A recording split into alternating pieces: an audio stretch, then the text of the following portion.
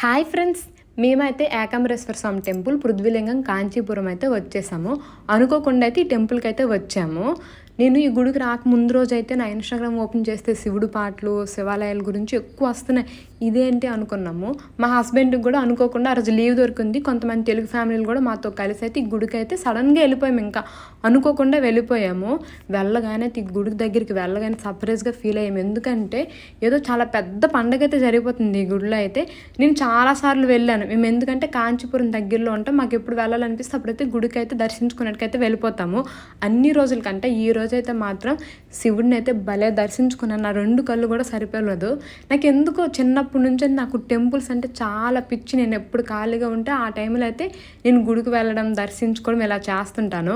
మేము కాంచీపురం దగ్గరలో ఉండడం మా అదృష్టం. ఎందుకంటే మాకు ఎప్పుడు నచ్చితే అప్పుడు వెళ్ళాలనిపించినప్పుడల్లా కంచి కామాక్షి అమ్మవారు, వరదరాజ టెంపుల్ అండ్ పృథ్వీలింగం అన్నీ దర్శించుకుంటాము.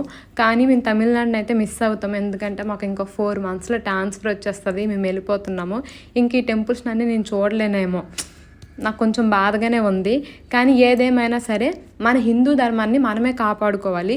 దయచేసి మీకు ఎవరికైనా ఖాళీగా ఉండే టైంలో మీరు గుడికి వెళ్ళి టెంపుల్స్ని అయితే దర్శించుకోండి. ఆ ఫీలే వేరబ్బా, భలే ఉంటుంది. నాకు మాత్రం గుళ్ళు పిచ్చి అయితే ఎక్కువ ఉంది. నేను ఎక్కడికి తిరగాలనిపిస్తుంది కానీ నాకు టెంపుల్స్కి ఎక్కువగా వెళ్ళాలనిపిస్తుంది. మరి ఎందుకో తెలీదు, చాలా ఎక్కువగా తిరుగుతాను. మా హస్బెండ్ కూడా నాకు పెళ్ళైన తర్వాత కూడా ఎక్కువగా తీసుకువెళ్తున్నారు. Thank you, bye.